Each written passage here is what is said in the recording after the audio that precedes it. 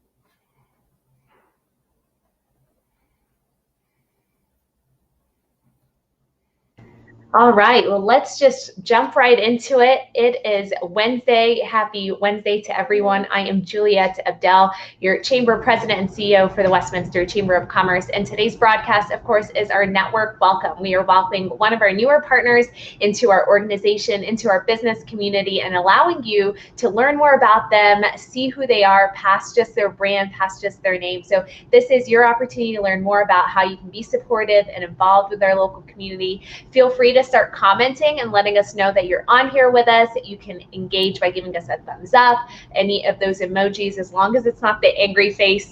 We like the hearts, we like the care buttons.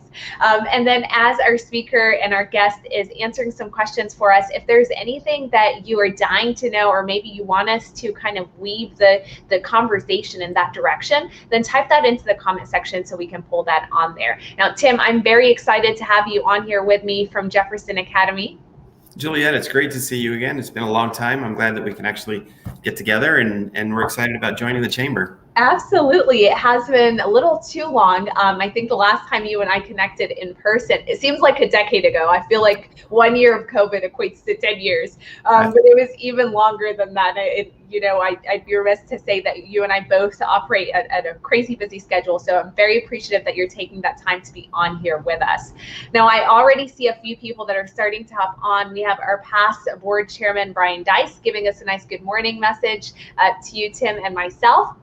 We also have another fellow past chairman of ours who's also involved in the charter school arena. Brian had given you a good morning message as well. So great comments. Thank you to both of you. And as you guys are starting to hop on, please feel free to let us know where you're tuning in from, give us some good morning pleasantries, or just react. But let's go ahead and dive in. Tim, tell me about yourself. Are you from Colorado? Are you a transplant? Who is Tim outside of JA? That's a great question.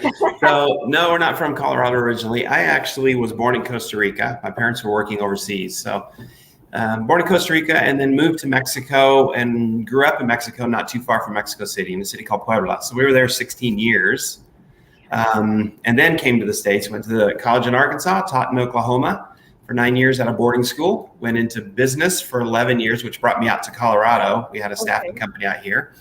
And then when the charter school movement came along, it really captivated. Both my degrees were in education. It captivated my attention. I just liked the concept of how that worked, about parental involvement, about parents being able to have choices. And so left the business world and came back into education as a principal at a Westminster Charter School, and then went to Jefferson County Schools as the community superintendent for charter schools inside the district. And then about 4 years ago, moved over to Jefferson Academy as the executive director. Okay, yeah, so a lot in your time on this planet for sure. Costa Rica is amazing. I've only heard just great things about it, and I've watched so many videos that I'm just so envious right now that you were actually born out there. And then even coming out of that and going into Mexico and then coming to the States, I mean, you're bringing in some pretty diverse perspective and experiences, and I think that probably has helped you along the way, honestly, in your career path as you've transitioned not just from overseas to cultural shock. Here's small town America in southern America, including Oklahoma, which I came from. So yeah, so that's a really rich history. Along the way, you've also managed to hopefully find a significant. I think you're married, right? Yeah. Kids. So, I married Ruth. Actually, we've been married for 36 years. She grew up in Peru. Her parents are working overseas as well, and then we have two daughters. One that teaches music at a charter school here in the Denver area, and one that teaches handicapped adults life skills out in Flagstaff. So yeah, so we're really excited. I really enjoyed being in Colorado. Absolutely. Well, thank you so much for opening up and sharing about that. I never want to pester too much, but I always think it's nice to see that compliment in the home environment, especially when you start weaving in here your kids and what they're doing and still contributing to education and those that are disabled. I think that's just a servant's heart. So thank you to everyone in your family that's doing that. I do see Councilor Dave DeMott is on here giving us a nice good morning message as well. And I have our past or former Mayor Pro Tem Alberto Garcia is tuned into the broadcast with us and is sharing that you are a great or an amazing educator, that we are very fortunate to have you working in our community. So that does sound like you and Alberto know one another.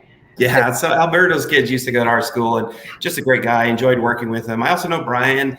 Met him the other day, and Brian had. So great people. And I've never had the pleasure of meeting Mr. DeMott, but I'd love to sometime. Absolutely. And Christina, I see you tuned in. Thank you for giving us a thumbs up and letting us know that you're watching along with us on this broadcast. So we talked a little bit about you really liking this environment that you're in of charter schools and this parental choice or control that they necessarily have. Do you want to explain that a little bit more to people that may not be fully aware of what charter is, what private is, what public schools are? Because I feel like sometimes people end up weaving some of them, or they overlap, or maybe misunderstand which one functions as what.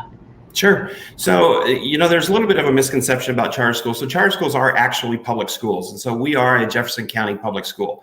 So we subscribe to the district. We have to follow the vast majority of their policies.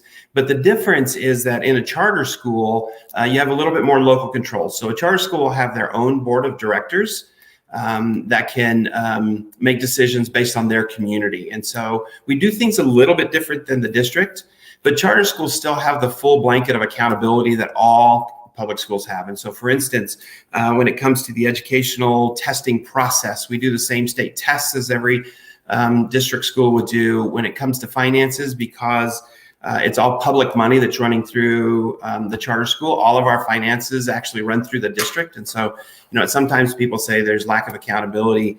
And I actually see it the opposite way, because we're accountable not only to the district board and people, but also to our own board. So there's actually more accountability, but that doesn't enter the conversation a lot. But the really cool thing about charter schools, I think what excites me the most is the parental choice piece.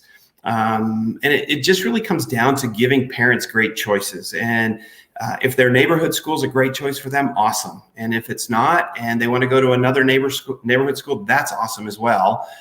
Or if they want to go to a charter school that focuses on different pieces of curriculum, that's great too. So at the end of the day, it really is about giving parents the option to find what's really good for their kids and fits their needs. And so that's one of the things that excited me the most about the charter school movement. That was a great summary, and I was trying to capture as much of it as I could in the comment section of this broadcast. So while I'm finishing this sentence that I wanted to put in here, when we talk a little bit about that transparency and the dollars and the financing, how would you say that you're primarily funded? Are parents investing in their children's education and they are receiving some sort of a benefit at the later point in the year? Is it dollars that are getting taken away from our district as we're hearing, or what? How does that equate to the dollars that you actually receive? Sure. So we're 100% publicly funded. So just like a normal district receives funding, we receive our funding through the state, either through the PPR funds and the annual budget, or through mill levy funds that the districts put out there. And so it's a totally free education for kids, just like any public school. The difference is that because nobody is assigned to come to a charter school, they have to go through a lottery process, and it truly is a wait list. And so it runs through the district. I know it used to be a conversation where charter schools were able to pick their kids, but this actually runs through the district, the lottery system, and we just go through the list. And when we have room, we put those kids in those classrooms and let the folks know that we have them in the school. So that's on that side. On the financial side, because I know we're business people, charter schools, unlike district schools, charter schools actually have to do an independent audit every single year. And so every year from the start of the school, we have an outside auditor comes in, audits our books. Once our books are audited, then they go to the district, and it's included in their CAFR, which is a big audit where an outside firm does an annual audit of the entire district. And so in essence, we're audited twice, once which is particular to us. Okay, so I have another comment that I would like for you to also pick up on, and I'm sorry I'm like peppering you with some things that I did not even have on our radar for discussion today. But I figured I'd go ahead and move through some of the things that I hear or some rumors that may be out there, whether or not they're wrong or right. I just want you to be able to have kind of this opportunity to address that. But and I think there's part of this lottery process that you briefly highlighted leads to this specific kind of false understanding of enrollment. And can you address this idea that charters really pick and choose the students that they would want? Sure. That's a common misconception. And so we are bound by both the policy at the district as well as by statute to be a public school. And so our doors are open to everybody. There are times where any school would not be able to educate a student. So for instance, one of the schools that I worked with when I was in the district was Rocky Mountain Deaf School. It's a 100% sound off environment. And so if we had a student that was 100% deaf, we would not be able to educate them by contract. It's just beyond the capabilities, but most of the district schools wouldn't either. And so we fall in that same category. So we have to serve the same kids that almost every district school serves, outside of the kids with significant disabilities that go to center schools is what it's called. And so that's I think sometimes where some of the conversation comes from a lack of understanding that there are some kids that they need specialized education, and we can't do that in a charter school, and most of the neighborhood schools can't do that either. But the district, actually, Jefferson County, has great resources for those kids. And so it's really awesome to be able to partner with them in that work. Absolutely. And those kids that we're referencing, what is generally the grade levels that you all serve through JA? So at Jefferson Academy, just tell you a little bit about the school. We actually have 5 different programs going on. And so in Westminster, we have our kindergarten through 6th grade. It's a core knowledge school. We have about 775 kids at the K6 building on Old Wadsworth. Our 7 through 12 building is just literally across the street from Westminster in Broomfield, up on 112th.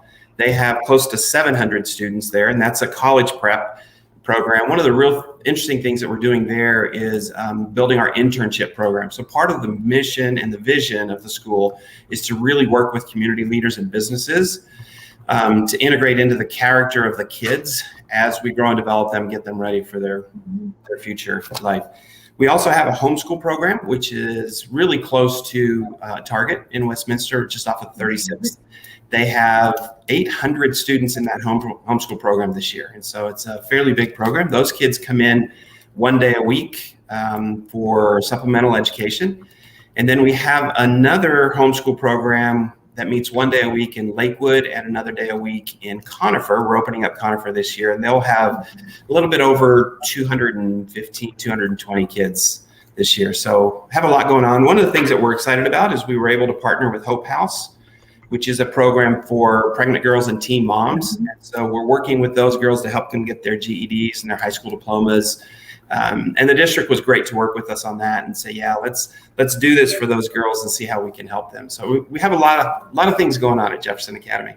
That is amazing work that you do. And I've had some personal experience going out there and touring the campuses with you, especially here in Westminster. And I've seen the location that's out in Broomfield. You're right, it's barely across the street in another city. But what I've heard throughout your summary of here are some of the services that we provide, or here's some of the age groups that we serve and parts of the community that we're in, was that you have different opportunities to kind of meet the parents and the kids kind of where they're at. And so when you're referencing not only the physical locations that they can be going to, but even the homeschool programs that are out there, and then which is pretty robust, that you have 800 students in it, and then for them to also have that in-person type of supplemental, I think that works pretty well with still keeping them engaged and on the same trajectory as other peers of theirs.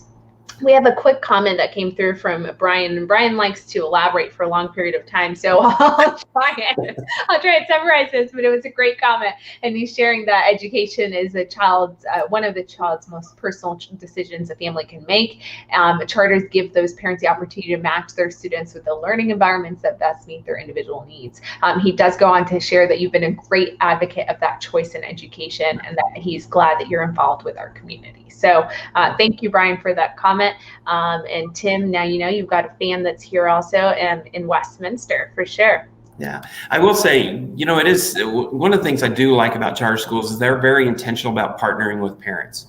And so one of the things that's really nice for parents when they are working with the charter schools is that the doors are open, and they're able to come in, they're able to volunteer, they're able to participate with their kids. And so we have parents that participate in different ways. Some actually help out in the classroom, some help out in the lunchroom. But there are always adults all over the building because we have these passionate parents that want to be partners in education. And at the end of the day, that is every bit as important, if not more important, in helping the kids really achieve and succeed than just the educational process. Now, I'm really particular. I love the core knowledge. I love the college prep. I love all that. But it's really, really important that parents have the opportunity to find the place that's great for their kids and then be able to really partner in the work. So thank you, Brian. Absolutely. And so, and reflecting on that with parents and their involvement and engagement, I'm sure parents have been even more so engaged during the time of COVID, and even right now in this kind of quasi-post are we really out of it type of environment that we're seeing. And so how did JA handle that over this last year with COVID? Did you go fully virtual? Were you still doing a hybrid? And then maybe looking ahead, I mean, the school year is about to start again, which I don't even know what happened. I blinked and the summer flew by. So this next semester is about to start. So how do things look in your world? So last year, we were really, really prescriptive across our buildings. Everybody was in the same position. There was this big question mark about COVID. What is it? How does it affect us? Are we going to be fine health-wise through it?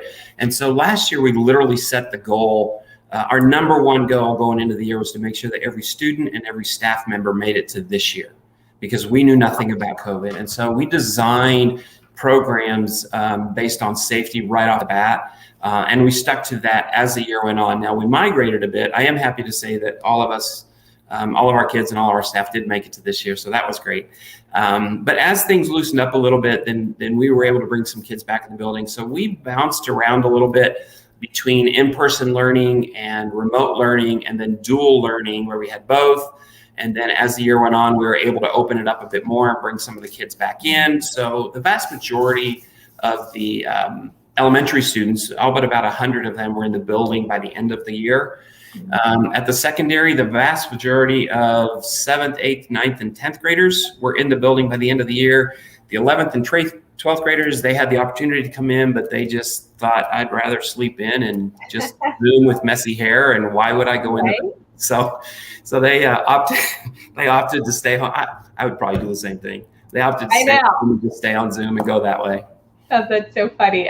When I think back to even college days and like all those virtual classes, I always chose the in-person, and I think it feeds that personalization, that I'm there and I'm one-on-one with the people. But there is a benefit to just kind of rolling out of bed and then you're in that classroom or you're at work. I've seen memes that were like, it's bad whenever you are late to work and you work from home, right? Yeah. And so that's one of those things that's out there. I don't want to digress too much. I told you I'm going to go all over the place, but here's another question. And this is, education is an issue that we hear a lot at the state legislature. It's always being addressed or looked at. Is it, are we handling it as appropriately as possible? Are we funding it to the fullest? What other issues are out there that we can be doing better or being better at, not only as a state, of course, as a county, region, and district. To that extent, how do charters really make sure that they are in those discussions, that they are a part of them, that they're at the table to make sure that they're represented when those issues are being looked at? Okay, so if that's all right, I'm gonna finish on the COVID side, and then I'll jump. Yeah. So this year, what we're doing this year is we're doing it a little bit different than last year. We're not doing blanket mandates for all of our buildings. What we are trying to do is put in some boundaries that say that anytime kids are close together, staff are with kids or whatever, then we will mask. We will take care of those kids. We're trying to keep every teacher in every building safe and in the building. We don't want them to be quarantined. And so we're, unlike most schools, we're kind of walking the middle path that says anytime we think a student may be exposed, then we're going to mask, but it's not a blanket mask or unmask mandate that you're seeing from other districts and people. So we're walking that road. I think it makes a little bit more sense, interjecting logic into the conversation a little bit as we go that way. And I think that's, sorry to interject here, but I think that's one of those, to circle back to what you were saying earlier on, it's really your local districts that are involved with the local pulse of the community. And I'd imagine that as things continue to progress or wherever direction they go and they change, that you guys will still have your hand in that and make those necessary adaptations to what's going on in our community. Yeah, so our motto for the year is flexing forward. We're going to try and move forward, but we know we have to flex. And so, we could be 2 weeks away from a mask mandate from the county or the state. We don't know. Whatever it is, we'll deal with it and go on. But yeah, we're reading the pulse of the data. We're staying on top of the data very, very closely and to ensure safety. Absolutely. Yeah. At the state level, there is an organization. It's called the Colorado League of Charter Schools. That has about 240 members. The vast majority of the charter schools are member, and they actually have education for charter schools and charter school leaders, board members, but they also have an arm that is working with the state legislature. So they try and stay on the pulse of what's happening at the state legislature, as well as what's happening on the federal side. And then they have a program called ACT, where parents can get involved and write their legislators and go forward that way. So for instance, in this last legislative session, there was a bill that was introduced, which basically would have negated the State Board of Education's ability to intervene when a district doesn't act well.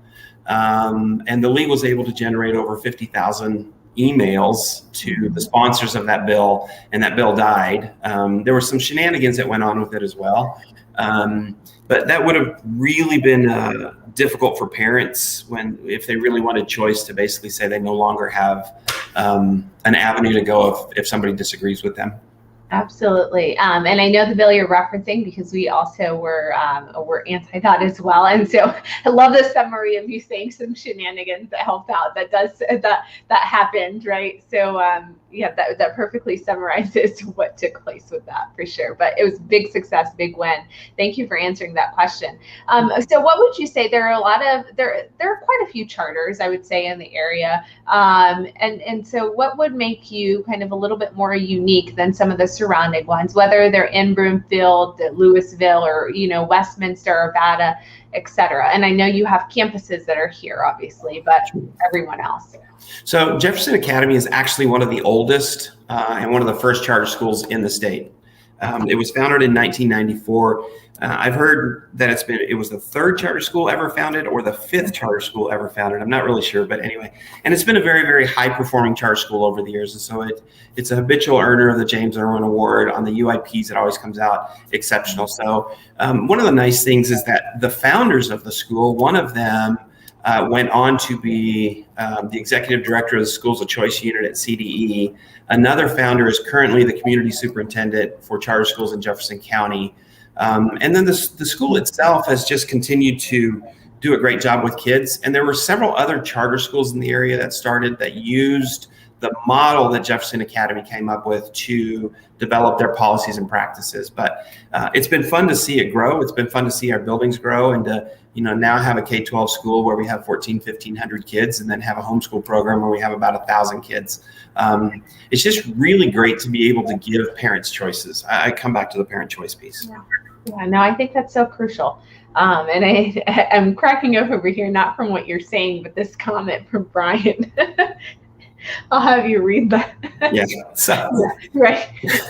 So, when I was principal at where Brian's kids are, I used to email the principals at JA, say we're the best charter school within a mile. And now I email his principal and say we're the best charter school within a mile. So I love that. It's competitive camaraderie, right? You guys work together to make sure that you all are supporting one another in this ecosystem. But I mean, we all turn around and say it's best because I'm here, and I know it's underneath me. So that's awesome. Have I left anything off that I did not get a chance to ask you that you were hoping to share with people that are on this broadcast with us? No, I do think that the chamber membership and the charter schools align. I don't know that we're out of the woods when it comes to what we're going to see at the state legislature on the one side. So I think both groups continuing to stay involved there. And then just when you have an opportunity and you're talking to people about schools, obviously one of the things that JA, as I mentioned before, really wants to do is build those internships with businesses in the area. And so Lena Sewell, who is our community engagement specialist, is going to be working with businesses in the chamber to say, how can we support the businesses and get them some extra help, but at the same time give our kids a chance to learn how business actually works before they get into college. Yeah, I think that's great. Now, how can people reach out to JA, whether by phone? Do you have a website you want to reference? Yeah, so we have, and I'll pull those up as you share them. So in that, you have my email address. It's tmatlick@jajags.com. So you can contact me there, or you can contact Lena Crawley at lcrawley@jajags.com. And then I put my office number in there as well, 720-432-4040. And then we can start connecting and putting those dots together and seeing how we can help each other. Absolutely. And I'm going to throw out one more resource, and that's your website, www.jajags.com. And all of the ways that you can contact them directly is included in the comment section of this broadcast for you to, of course, find, locate, and ask them directly. If you end up watching this video and we're no longer live, you can always DM the page directly, and we'll be able to get your question taken care of, especially if it's something that's a little bit personal or a situation that you're personally facing and you may not want to list it out there. Or if you watch this broadcast and we are no longer live, give us the hashtag replay and let us know that you're tuned in. You can also hit the share button on this video so others in your network can see that we are live.